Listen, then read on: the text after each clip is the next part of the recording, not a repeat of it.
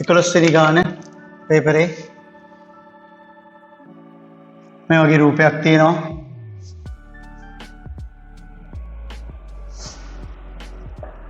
A B C D කියලා මෙතන ලකුණු කරලා තියෙනවා.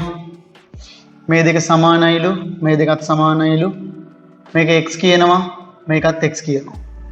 හරිනේ. රූපේ දැක්කන ABC ත්‍රිකෝණයේ AB සමානයි ACV කියලා තමයි කියලා තියෙන්නේ. හරිනේ.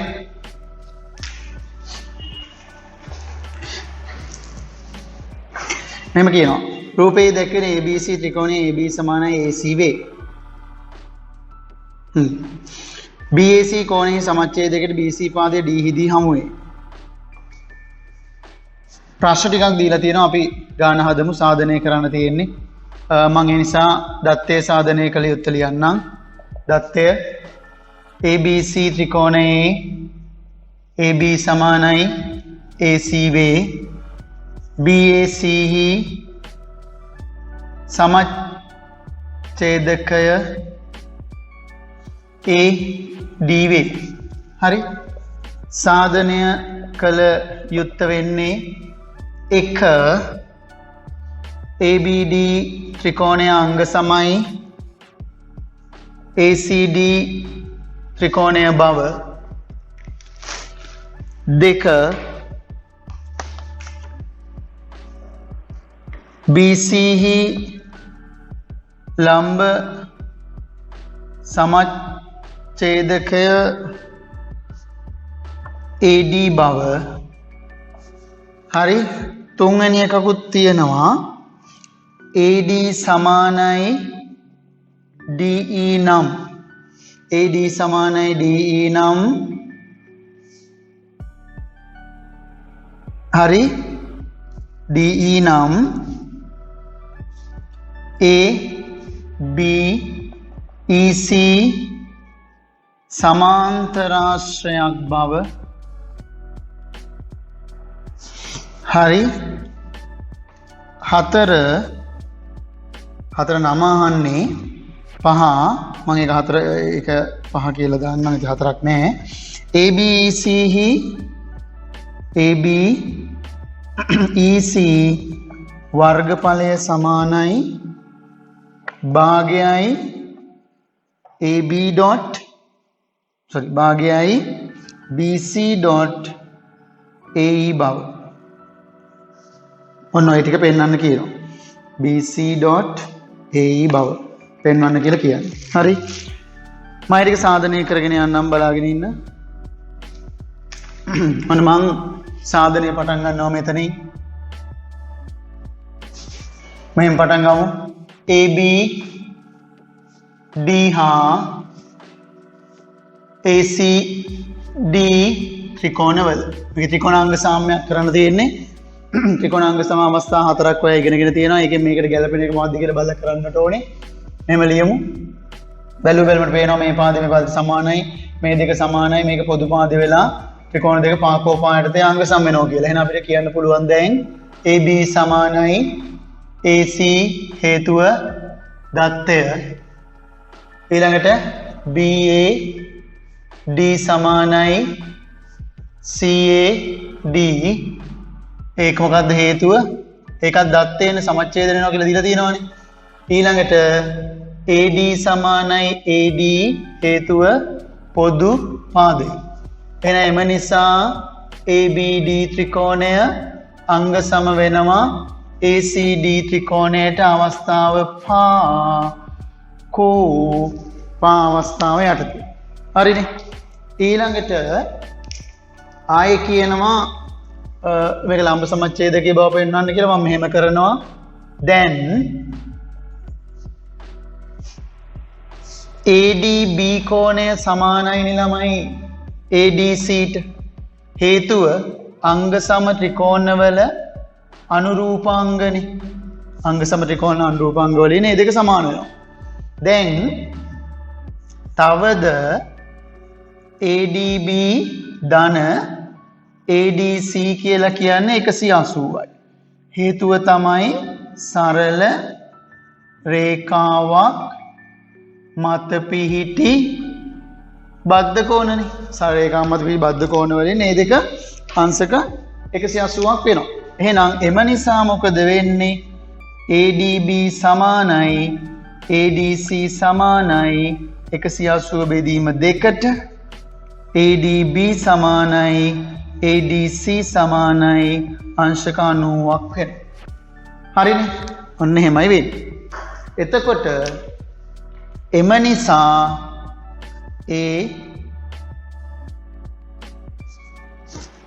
AD ලම්බයි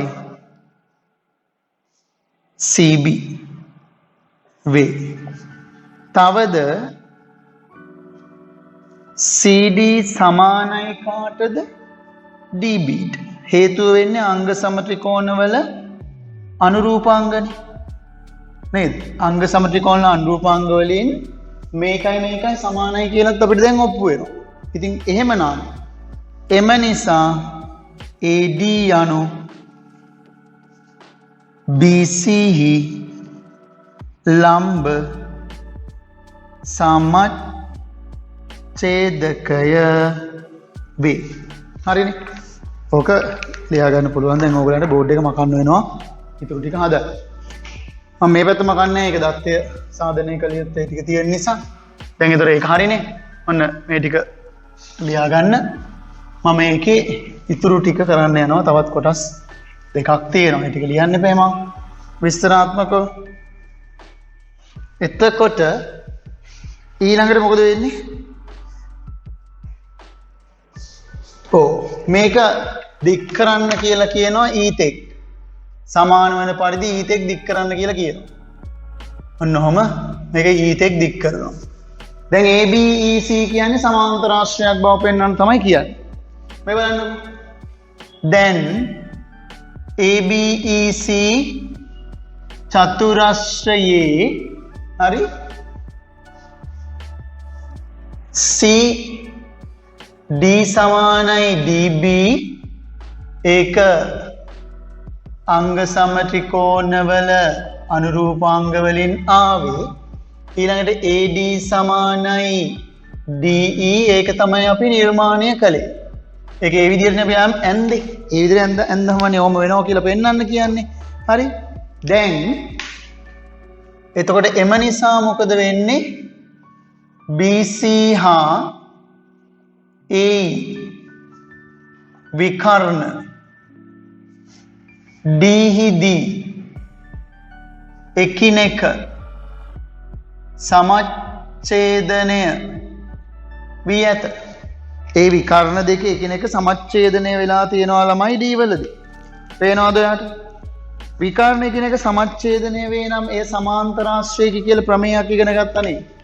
එහෙනම් එම නිසා ABEC සමාන්තරාශ්‍රයකි. හේතුව මොකද්ද? විකර්ණ එකිනෙක සමච්ඡේදනය වන බැවින්. හරිනේ? විකර්ණ එකිනෙක සමච්ඡේදනය වන බැවින් ඒවා දෙක මොකද වෙන්නේ? සමාන්තරාශ්‍රයක් වෙනවා. හරිනේ? හොඳයි. දැන් ඊළඟට ආයෙ මොකද කියන එකට කියන නම අහනවා. හතරවෙනි ප්‍රශ්නෙන් අහනවා නම. හරි හතරවෙනි ප්‍රශ්නේ මේ මොන නම? දැන් මේකේ වෙලා තියෙන්නේ විකර්ණ එකිනෙක ලම්බවයි සමච්ඡේදනය වෙන්නේ.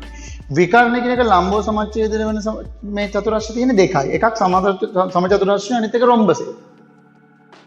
මේක සමචතුරස්‍රය නෙවෙයිනේ. නෑ රොම්බසය. විකර්ණ එකිනෙක ලම්බව සමච්ඡේදනය වන බැවින් මෙම සමාන්තරාශ්‍රය රොම්බසයකි. ඒක රොම්බසයක් කියලා දක්වන්න පුළුවන්. හේතු දක්වන්න කියලා කියනවනේ.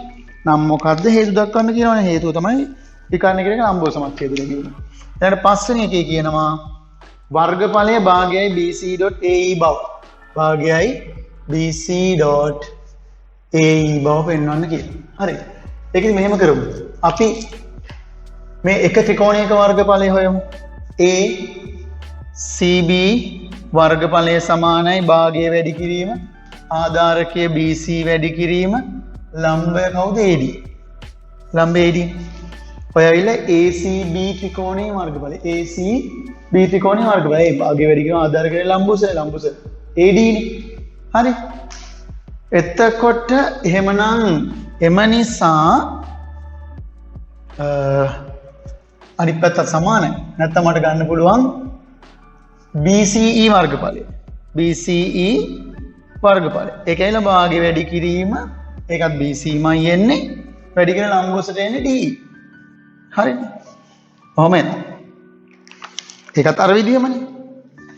මම මේක 1 කියලා දීලා මේකට 2 කියලා දීලා 1යි 2 එකතු කරනවා. 1 ධන 2. එතකොට ACD වර්ගඵලය ධන BCE වර්ගඵලය සමානයි භාගයයි BC.AD ධන භාගයයි BC.DE කියලා එන්නේ. මං භාගය සහ BC එළියට ගත්තම AD ධන DE කියලා එනවා. ඒ කියන්නේ භාගය වරක් BC.AD ධන DE කියන්නේ කවුද? A. ඔන්න ඒ විදිහට ඒ සාධනය අවසන් කරගන්න පුළුවන් වෙනවා. ලස්සනට ඒක අඩුපාඩුකම් තියෙනවා නම් හදලා ඉවර කරගන්න. හරිනේ. මම ඒකම හදන්න 12 වෙනි ගානත් නැවත වතාවක්. හරි. මම අර පැත්ත පස්සේ මකන්න වට උන ලියා ගන්න පුළුවන් මේ කාලය තුල. හරි. මේමයි ඊළඟ රූපය තියෙන්නේ. වෘතයක්. වෘතය මත ඇඳපු ඍජුකෝණාශ්‍රයක හැඩය අරගත්ත චතුරස්‍රයක් තියෙනවා. පාදයේ බාහිරට දික් කරලා තියෙනවා. මේ කෝණේ සමච්ඡේදකය ඇඳලා තියෙනවා. ඒක මෙහෙම මේ හරහා පිටින් තියෙනවා. මේක A B C D E F. හරි. පාඩි කියන ABCD වෘත්ත චතුරස්‍රයකි. මේක වෘත්ත චතුරස්‍රයක්ලු. B හා D ශීර්ෂ යාකරණ රේඛාව වෘත්තයේ කේන්ද්‍රය හරහා යනවලු. ඒ කියන්නේ මේක මෙහෙම යා කළොතින් මේක O කියන අපි කියමු නිකන් O අකුරක් දෙමු කේන්ද්‍රය හරහා යනවලු. ඔයාට කියනවා BAD සොයන්න කියලා. පළවෙනි ප්‍රශ්නේ අයන්නේ පළවෙනි ප්‍රශ්නේ BAD. දැන් BAD කියන්නේ මේකනේ. මේක අංශක 90යි. අංශක 90 හේතුව මොකක්ද ඒක? අර්ධ වෘත්තයේ කෝණය. අර්ධ වෘත්තයේ කෝණය නිසා ඒක අංශක 90ක් වෙනවා. ඊට පස්සේ දෙවෙනි එකෙන් අහනවා BC 6යිලු. මේක සෙන්ටිමීටර් 6යිලු. මේ විස්කම්භය 10යිලු. නේ? DC වලගේ හරි. BDC ත්‍රිකෝණයට පයිතගරස් ප්‍රමේය දාමු අපි. එතකොට DC වර්ගය ධන 6 වර්ගය සමානයි 10 වර්ගයනේ. නේද? එතකොට DC වර්ගය සමානයි 100 ඍණ 36යි. DC වර්ගය 64යි. DC කියන්නේ 64 වර්ග මූලයේ හෙවත් DC සමානයි සෙන්ටිමීටර 8යි. අපෙන් අහන DC වල දිග හින්දා අපි එතනින් ඒක නවත්තමු. තව දුරටත් ඒ ගැන කතා කරන්න අවශ්‍ය නැහැ. මම මේ පැත්ත මකන්නම් දැන්. ඊට පස්සේ කියනවා AD පාදයේ F දක්වා දික්කොට ABC සමච්ඡේදකයට වෘත්තයේ E හමු වෙනවලු. දික් කරන ලද ED රේඛාවෙන් FDC සමච්ඡේදනය වන බව සාධනය කරයි. හරි. මේකෙන් FDC සමච්ඡේදනය වෙනවා කියලා පෙන්නන්න කියන්නේ. මම මෙහෙම ලියන්නම්. දැන් FDC කියන කෝණය සමාන කාටද? ABC. හේතුව මොකද්ද? වෘත්ත චතුරස්‍රයක බාහිර කෝණය සමානයි අභ්‍යන්තර සම්මුඛ කෝණය තමයි. ඔන්න හොම වෙනවා. හරි. ඒ කියන්නේ මේ කෝණය සමාන වෙනවා මේ කෝණය කියන එකනේ. හරි. FDC කෝණය සමානයි ABC කෝණය. හේතුව වෘත්ත චතුරස්‍රයක බාහිර කෝණය සමාන අභ්‍යන්තර සම්මුඛ කෝණය. හරි. දැන් අපිට පෙන්නන්න කියන්නේ මේක සමච්ඡේද වෙනවා. එහෙනම් මේ දෙක සමාන වෙන්න ඕන. දැන් මේ දෙක සමානයි කියලා අපි දන්නවා. මේ දෙක. ආයේ මං කියනවා තව මෙහෙම. තවද ABD සමානයි කාටද? ABE D නෙවෙයි. ABE සමානයි කාටද? EBC ට. හේතුව තමයි ABC සමච්ඡේදකය කවුද? BE නිසා. ඒක මට ඕන වෙයි. මම ඒක ලියලා තියාගන්න. තවද ඔන්න බලන්න BEDC වෘත්ත චතුරස්‍රයේ ඒකත් වෘත්ත චතුරස්‍රයනේ. BEDC කියන්නේ වෘත්ත චතුරස්‍රයනේ. BEDC වෘත්ත චතුරස්‍රය. එහෙනම් එතකොට මොකද වෙන්නේ? EBC එම නිසා EBC කෝණය මෙන්න මේක EBC කෝණය සමාන වෙනවා CD මම මෙතන අකුරක් දාගන්නම් G කියලා. මොකද අකුරක් දෙක දීලා නැති නිසා CDG කෝණය. CDG කෝණය. හේතුව ආයිත් කලින් හේතුවමයි. මොකද හේතුව? වෘත්ත චතුරස්‍රයක බාහිර කෝණය සමානයි අභ්‍යන්තර සම්මුඛ කෝණය. හරිද? එතකොට දැන් මේකට සමාන වුණාම මේ දෙන්නත් සමානයිනේ ළමයි. හරි. ඒතර මේකයි සමාන වෙලා. ඉතින් මේ ලොකු කෝණය මේ ලොකු කෝණයට සමාන නිසා මේකට සමාන වුණාම මේ දෙන්නත් සමාන හින්දා මේ දෙන්නත් මොකද වෙන්න ඕන? සමාන වෙන්නට ඕනේ. පැහැදිලිනේ? එහෙනම් දැන් මං කියනවා එහෙනම් එම නිසා මොකද වෙන්නේ? EBC සමානයි ABE සමානයි CDG වෙනවා. ප්‍රත්‍යක්ෂ වලින් ඒක එන්නේ. ප්‍රත්‍යක්ෂ භාවිතය. හරි. සමානව සමාන වෙනවා කියලා එකක් අපි ඉගෙන ගන්නවානේ. එහෙනම් තවද මේක එක කියලා මං කියන්නම්. තවද එකට අනුව ඒ කියන්නේ ලොකු දෙන්න සමාන හින්දා මොකද වෙන්නේ? CDG සමානයි FDG. FDG විය යුතුය. ලොකු දෙන්න සමාන හින්දා හරි මේ දෙන්න ලොකු දෙන්න සමානයි මේ දෙන්නත් සමානයි. ඒතර මේ දෙන්න සමාන වුණාම මෙයයිත් මොකද වෙන්න ඕන? සමාන වෙන්න ඕන. එහෙනම් එම නිසා DG යනු කාගෙද? FDC හි සමච්ඡේදකය වේ. පැහැදිලිනේ? ඕක තමයි කතාව. හොඳට තේරුම් ගන්න කියපු දේ. දැන් මේකයි සමානයි. හරිනේ? ඊළඟට මේකට සමානයි. මේ දෙන්න සමාන හින්දා මේ දෙන්නත් මොකද වෙන්න ඕන? සමාන වෙන්න ඕන. ඒක තමයි ලියලා තියෙන්නේ. එහෙනම් ඒක නිසා මේ දෙන්න සමානයි කියන්නේ DG මගින් FDC මොකද වෙන්නේ? සමච්ඡේදනය වෙනවා. පැහැදිලිනේ? හොඳයි. ඒක ලියාගෙන අඩුපාඩු හදාගන්න.